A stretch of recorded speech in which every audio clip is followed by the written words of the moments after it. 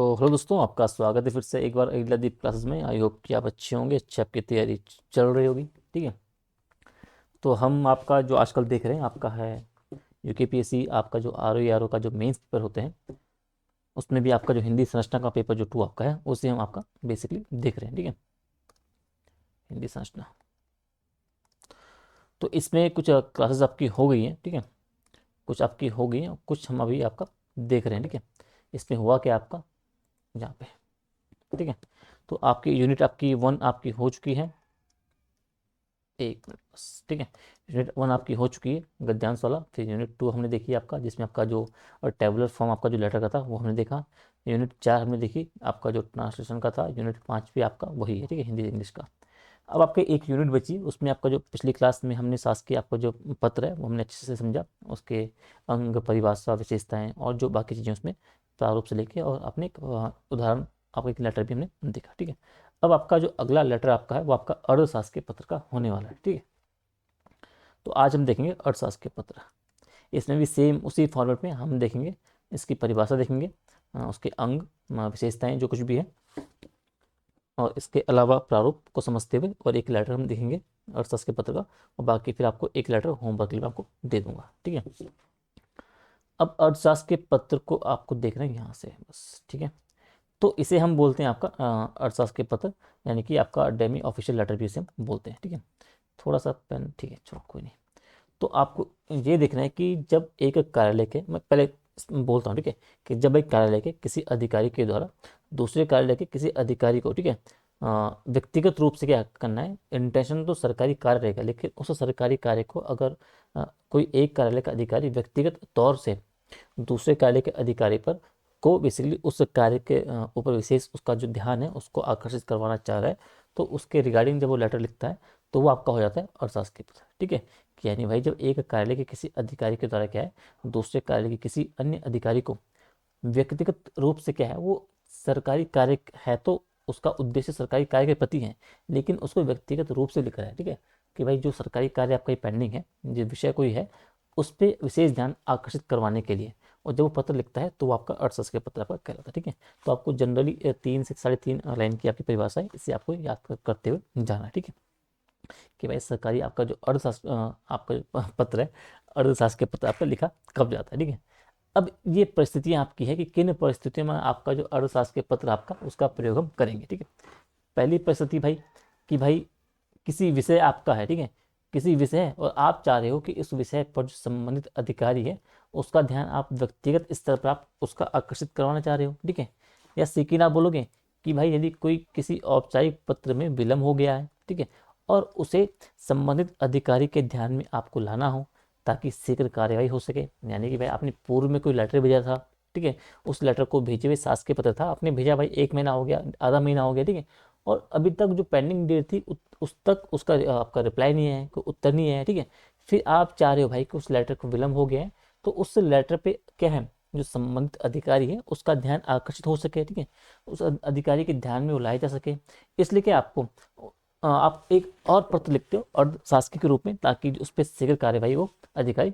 कर सकें। ठीक है, तीसरा, कि भाई कोई प्रमुख व्यक्ति आपके होंगे क्षेत्र के, ठीक है, आपके प्रमुख जनप्रतिनिधि आपके होंगे, नेता लोग, आपके कुछ प्रमुख जो गैर सरकारी व्यक्ति हैं, ठीक है, तो अगर इन सबसे भी आपको पत्राचार करना है तो उसके लिए भी आपके द्वारा एक अर्थशास्त्र के पत्र जो है वो आपका लिखा जाता है। ठीक है, आपसे उनको से कुछ जानकारी चाहिए, कुछ आपको उनको आग्रह करना है, या उनको कुछ और चीज़ें हैं, ठीक है, या बेसिकली आपको उनसे पत्राचार करना है, संवाद करना है, तो उसके लिए भी आपको अर्थशास्त्र के पत्र आपको लिखा जाता है। ठीक है, इसके अलावा सबसे महत्वपूर्ण आपका है कि भाई जो गोपनीय मामले आपके होते हैं, अब इन गोपनीय मामलों में अगर आप चाह रहे हो कि इन गोपनीय मामलों को केवल कुछ जो लोग अधिकारी हैं, कुछ जो आपके संबंधित कर्मचारी हैं, उन अधिकारियों तक ही आपको गोपनीय मामले को, गोपनीय विषय तक को आपको सीमित रखना है, तो उसके संदर्भ में भी आपका जो अर्थशास्त्र के पत्र है आपको वो भेजा जाता है। ठीक है, इस लाइन को अभी हम आगे लिंक करेंगे। ठीक है, तो हमने आपका अर्थशास्त्र के पत्र देखा, उसकी परिभाषा देखी, और हमने देखा कि किन परिस्थितियाँ ऐसी क्या बनती है कि जिन परिस्थितियों में आपका जो अर्थशास्त्र के पत्र आपको लिखा जाता है।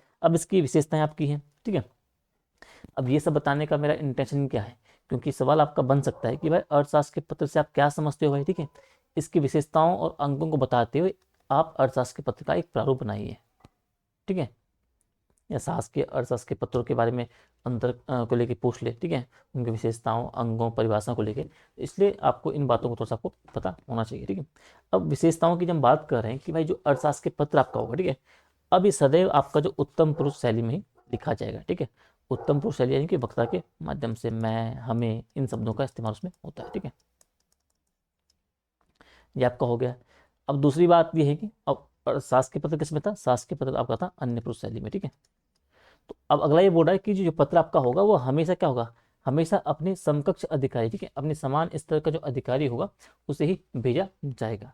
अगर आपको अपने से श्रेष्ठ अधिकारी को भेजना है, ठीक है, तो उस ऐसी स्थिति में आपको अर्थशास्त्र के पत्र की जगह नहीं, आपको शासकीय पत्र होगा वो आपको भेजना पड़ेगा, ठीक है।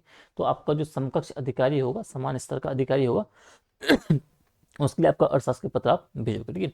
तीसरा ये बोल रहा है कि अर्थशास्त्र के पत्र आपके होंगे, ठीक है, तो इनकी प्रवृत्ति आपकी होती है नितांत आत्मीय, ठीक है, क्योंकि आप व्यक्तिगत स्तर पर आपके मैत्री भाव से आप उस पर विशेष ध्यान उनका आकर्षित करवाना चाह रहे हो। तो इसका जो एक आत्मीयता आपकी जो नितांत जो आपकी प्रवृत्ति होती है वो नितांत आत्मीय होती है, ठीक है।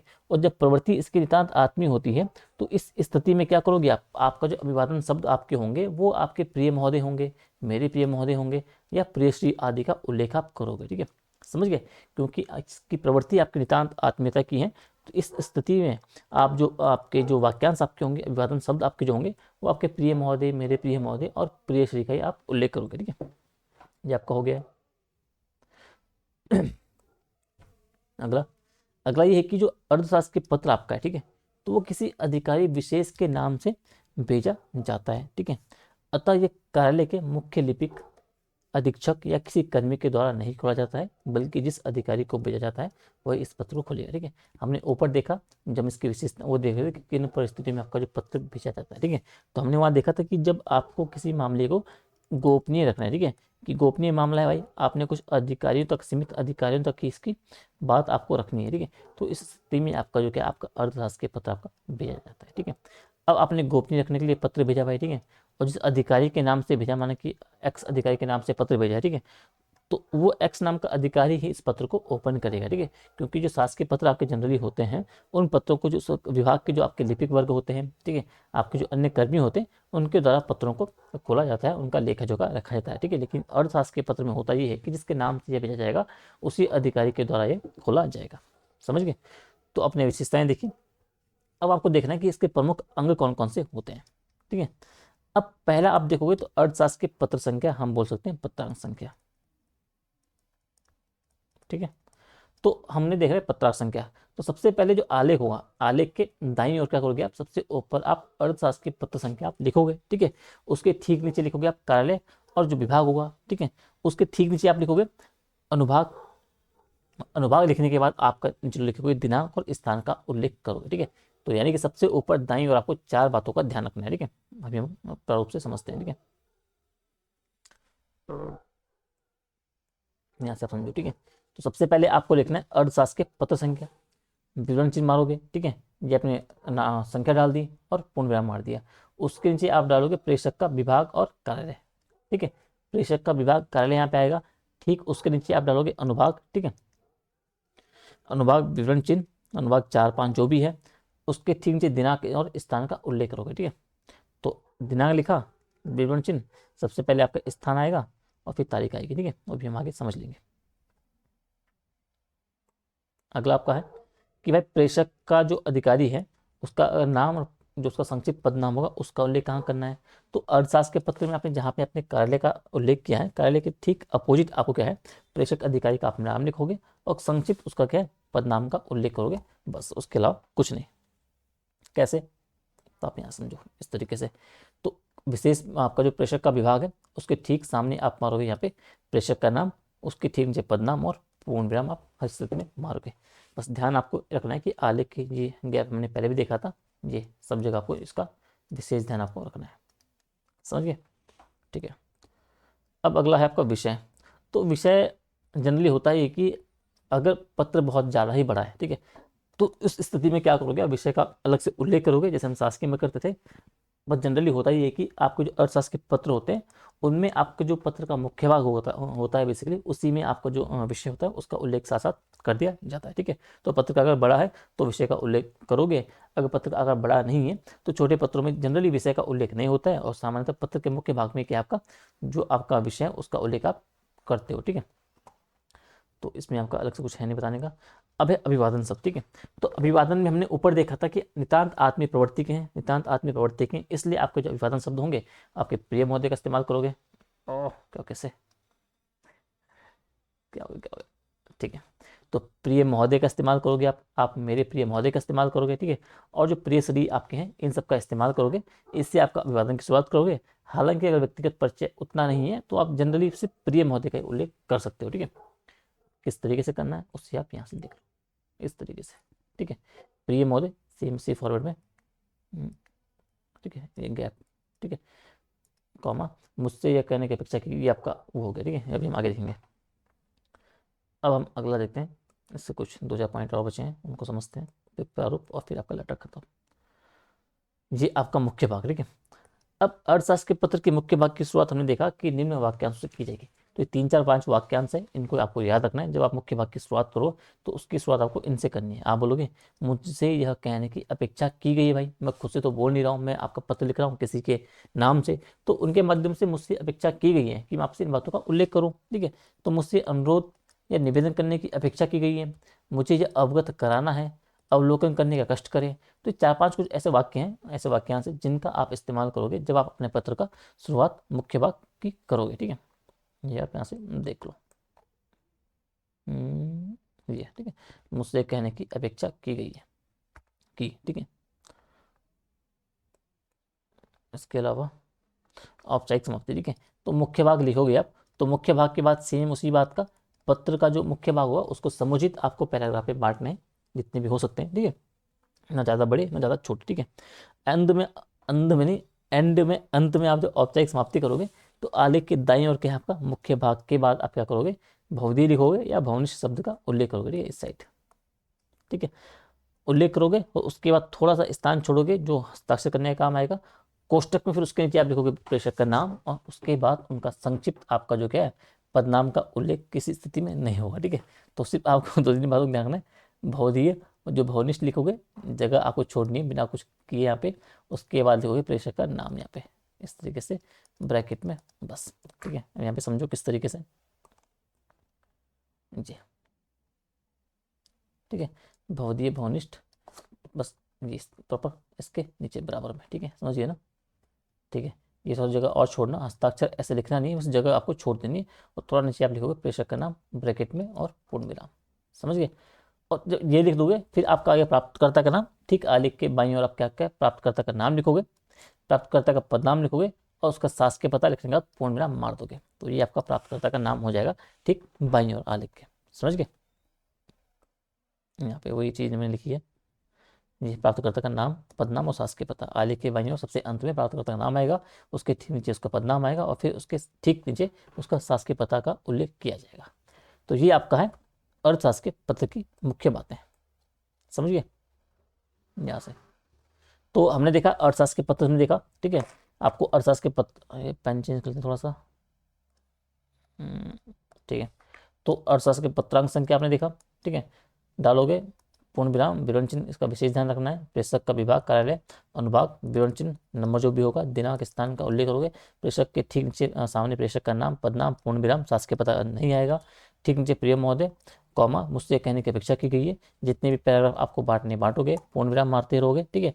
ठीक नीचे आपका भौतिक भवनिष्ठ जो आपको लिखना है किसी एक का इस्तेमाल करोगे, उसके बाद थोड़ा सा स्थान यहाँ पे छोड़ोगे और प्रेषक का नाम ब्रैकेट में पूर्ण विराम, ठीक अपोजिट में आप मारोगे प्राप्तकर्ता का नाम पदनाम शासकीय पता पूर्ण विराम, लेटर समाप्त, समझ गए। तो अगर आपका सवाल आए कि अर्थशास्त्र के पत्र से आप क्या समझते हैं, उसके अंगों और विशेषताओं को समझाते हुए अर्थशास्त्र के पत्र का एक प्रारूप बनाइए। तो जब प्रारूप बनाने की बात आए, चाहे शासकीय अर्थशास्त्र के अन्य किसी और की, तो आपको इस फॉर्मेट में आपको बनाना है, ये आपका प्रारूप होता है, ठीक है, इस तरीके से, ठीक है। ये XYZ जो कुछ भी हो, प्रेषक का नाम जिस तरीके से प्रॉपर तरीके से, ठीक है। लेकिन अगर सवाल आ जाए कि अर्थशास्त्र के पत्र से क्या समझते हो और फलां अधिकारी के नाम से फलां अधिकारी को आपको एक पत्र लिखना है फलां विषय पे, तो फिर आप प्रॉपर तरीके से लेटर लिखोगे, समझिए। तो ये आपका अर्थशास्त्र के पत्र आपका हो गया है। अब हम करते ये हैं, इसमें एक सवाल मैम समझ लेते हैं और फिर एक आप होमवर्क आप कर लेना, ठीक है। बाकी PDF तो आपका सर ही।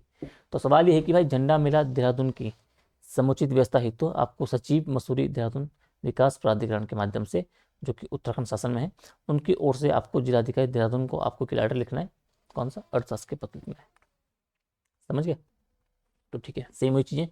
सबसे पहले हमने क्या कहा था, अर्थशास्त्र के पत्रांक संख्या आप लिखोगे, विवरण चिन्ह 410, MDD आप डाल दो सीधा सीधा, विभाग का नाम कहाँ है, ये मसूरी देहरादून विकास प्राधिकरण, ठीक है, 2024-25 जो भी है, और विवरण चिन्ह यहाँ पे मार दोगे। अर्थशास्त्र के पत्र के ठीक नीचे आप मारोगे उत्तराखंड शासन, ठीक है, क्योंकि इसका ये विभाग कहाँ है, उत्तराखंड शासन में स्थित है भाई, ठीक है। अब उत्तराखंड शासन में भी आपको जो MDD आपका आता है वो आता है शहरी विभाग के अंतर्गत आता है, और जब शहरी विभाग के अंतर्गत आता है तो आप मारोगे शहरी लिखोगे, और विभाग की जगह अनुभाग, विभाग संख्या 2, 3, 4 जो कुछ भी है, ठीक। इसके नीचे आप एंड में आपको लिखना, आपको दिनांक, दिनांक लिखने के बाद विवरण चिन्ह मारोगे। सबसे पहले आएगा उल्लेख स्थान का, स्थान कौन सा, जहाँ आपका विभाग उपस्थित है देहरादून में, उसके बाद कॉमा, और फिर आप तारीख और पूर्ण विराम आप मार दोगे। विभाग के ठीक सामने मैंने कहा था कि आप लिखोगे अबस सचिव, ये प्रेषक का नाम है, ठीक है, यहाँ पे दिया तो नहीं है लेकिन आप खुद से आप इमेजिन करोगे, ठीक है, अबस पूर्ण विराम, और ये सचिव है, ठीक है, यहाँ पे ना सचिव है तो सचिव लिखा, पूर्ण विराम मार सकते हो, ठीक है। ठीक इसके नीचे मैंने कहा था ये आपके नित्यानंद आत्मीय का है, तो आप लिखोगे प्रिय महोदय, ठीक है, प्रिय महोदय लिखने के बाद कॉमा। अब इसमें आपको एक बात का ध्यान रखना है, ठीक है, कि झंडा मेला देहरादून की समुचित व्यवस्था विषयक शासन की पत्र संख्या डैश दिनांक 1 अक्टूबर जो भी है 24 का अवलोकन करने का कष्ट करें। अब ये लेटर का आपको इस बात को थोड़ा सा विशेष ध्यान रखना कि जब भी आप लेटर लिखो किसी विषय पे, तो ऐसा होता है कि जिस विषय पे आप बोलने जा रहे हो, जिस विषय पे आप लेटर लिख रहे हो, तो उससे पहले भी उस पर एक लेटर गया होगा उस विषय के संबंध में, ठीक है। अब झंडा मेला तो पहली बार तो हो नहीं रहा है भाई, ठीक है, पहले की हर साल होता रहता है, तो पहले भी जब झंडा मेला हो रहा है तो उस झंडा मेले के रिगार्डिंग क्या है, कुछ शासन के द्वारा एक समुचित व्यवस्था को लेकर पहले से कोई लेटर जा रखा होगा, ठीक है, ये किस तरीके से चीज़ें उसमें देखनी है, ठीक है। तो नहीं वो तो छोड़ो, अभी हम अर्थशास्त्र के पत्र लिख रहे हैं, तो इसमें इस बात का ध्यान रखना, ठीक है। अर्थशास्त्र के पत्र लिख रहे हैं, आप रिमाइंडर भेज रहे हो, तो ये आपका जो लेटर है, ये आपके लेटर संख्या कौन सी है, कि भाई जो पहले आपको एक लेटर भेजा गया था और जिसमें आपका रिस्पॉन्स करने की बातें भूली गई थी, ठीक है, तो उसका यहाँ पे आपने रेफरेंस दे दिया, ठीक है, कि भाई आपको देहरादून की जो झंडा मेला है उसमें समुचित व्यवस्था विषय जो था शासन का, जो पहले आपको एक लेटर भेजा गया था कुछ दिन पहले, ये आपको उसकी संख्या है, ठीक है, जो कि आपको इस तारीख को भेजा गया था, तो आपको इस लेटर का क्या आपको अवलोकन करने का कष्ट करना है, समझ गए। तो इस लेटर का आपको उल्लेख आपने कर दिया है, ये कौन सा लेटर है जिसके रिगार्डिंग आपको अर्थशास्त्र के पत्र भेजना पड़ रहा है, समझ गए। मैं थोड़ा सा गलत समझ लिया था। अब पहला पैराग्राफ आपका हो गया, नंबर 2 आप नंबरिंग करोगे, ठीक है, जगह छोड़ोगे, ठीक इसके नीचे इस तरीके से। तो भाई अब ये बोल रहा है कि जो आपका ये लेटर है, इस संबंध में मुझसे यह कहने की आपसे अपेक्षा की गई है कि जो झंडा मेला है, तो झंडा मेला के आयोजन के पूर्व से ही, आयोजन से पूर्व के ही आपका जो मेरे से संबंधित आपकी जो सभी समस्याएं हैं, ठीक है, समस्याएं हैं, जो जरूरतें जो भी है, उनका क्या आपको प्राथमिकी के तौर पे आपको समाधान किया जाना चाहिए, ठीक है, उस इसलिए ताकि जो आम जनता है उनको किसी भी समस्या का सामना ना करना पड़े, ठीक है।